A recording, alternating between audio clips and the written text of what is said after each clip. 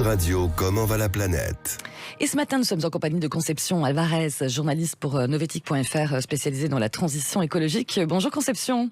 Bonjour Laurence. Alors ce matin avec vous, on va parler du secteur du tourisme qui lui aussi forcément est impacté par le changement climatique. On l'a encore vu toute cette semaine avec la canicule et les feux de forêt, Conception. Et oui, si vous pensiez passer vos vacances au frais en Bretagne ou sur la façade atlantique, c'est loupé. Brest a battu son record de température lundi avec 39,3 degrés. Le dernier record était autour de 35 degrés. Les 4 départements bretons ont été placés en vigilance rouge canicule pour la première fois de leur histoire, comme tous les autres départements de la façade atlantique.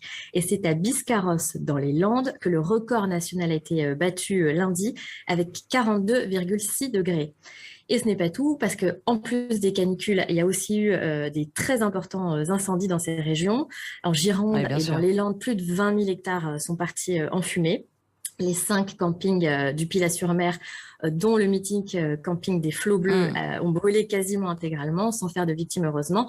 Mais ça a fait évacuer des milliers de touristes qui ont été obligés de plier bagages, et des milliers d'autres ont annulé leur réservation à tout va dans ce coin. Donc c'est un sacré coup dur pour le tourisme dans ces régions-là. Ouais, tout à fait. Alors même s'il est peut-être un peu tôt, parce que là on est quand même fin juillet à peine, est-ce que ça veut dire que la saison est perdue pour l'Ouest ou pas?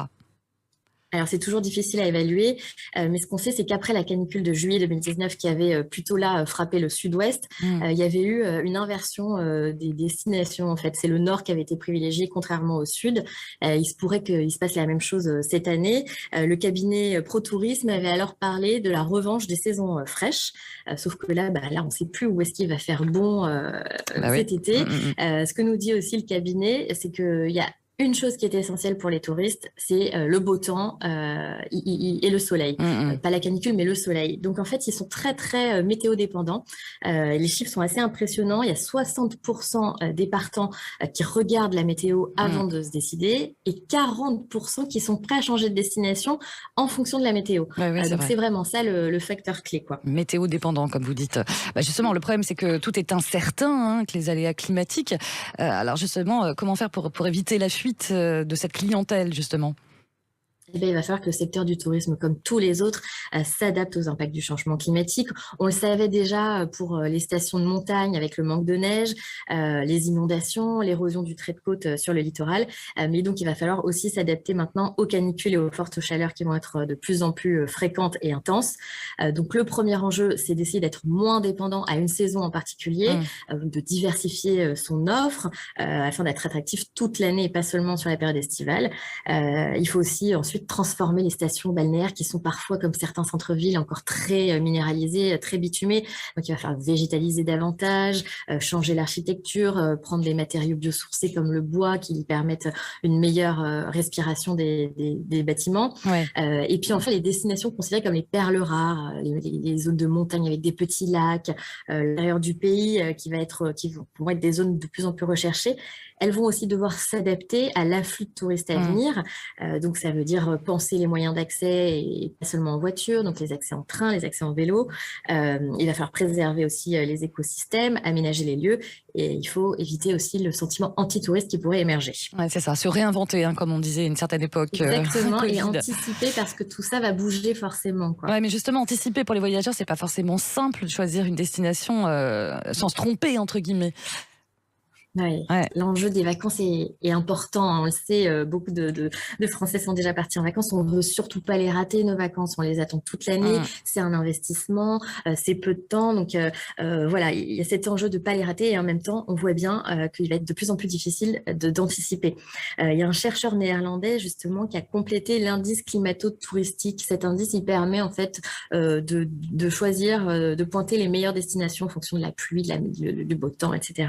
Et il a ajouté à cet indice les prévisions du GIEC, le groupe d'experts intergouvernemental sur le climat, et il montre en fait que l'été pourrait devenir complètement insupportable sur le pourtour méditerranéen dès 2050, et qu'il faudrait plutôt s'y rendre à l'automne ou au printemps, et s'orienter vers des destinations comme le Royaume-Uni ou les Alpes, qui seraient plus supportables. Et ça, c'est en théorie, parce qu'on l'a bien vu cette semaine, le Royaume-Uni a connu une vague de chaleur historique de 40 degrés, et même le Danemark On se dit quand même qu'au Danemark, on va être protégé. Il a fait très chaud avec un record de température pour un mois de juillet, plus de 35 degrés au Danemark. Oui, c'est ça, personne n'y échappe.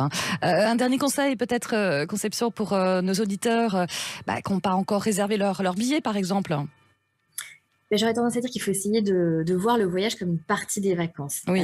Ne pas penser qu'on perd du temps sur le trajet, etc., mais l'intégrer aux vacances, sortir de cette image consumériste des vacances, qu'il faut maximiser notre temps à tout va, à tout prix.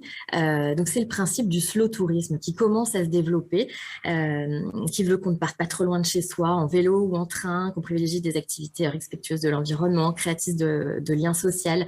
Et c'est ce que propose par exemple la région Centre-Val de Loire. Comme ça fait pas rêver, mais en fait la région s'est complètement transformée. Elle a des pistes cyclables de partout, donc elle a ni montagne ni mer, mais elle a des pistes cyclables et ça marche. Il y a plus d'1 million de cyclistes qui empruntent la Loire à vélo chaque année. Il y a aussi c'est une idée de vacances. Il y a aussi le pass Interrail qui permet de voyager dans toute l'Europe à moindre coût pendant 1 mois ou 2 mois. En choisissant plusieurs destinations et donc ça nous fait aussi partir en train avec les enfants. C'est toute une aventure. Ça suppose d'avoir du temps, de s'organiser, de repenser nos vacances, mais ça peut aussi être très bénéfique. Voilà, et comme le soufflait aussi pour la planète et pour nous. Et comme le soufflait également à l'oreille notre réalisateur Bastien, effectivement, il y a aussi tout le côté romantique et en même temps écologique des trains de nuit aussi à réhabiliter un peu plus d'ailleurs. Merci beaucoup pour toutes ces infos. Conception Alvarez, je rappelle que vous êtes journaliste pour renovetic.fr. Merci, on se retrouve le week-end prochain. Merci Laurence. Merci. À la semaine prochaine.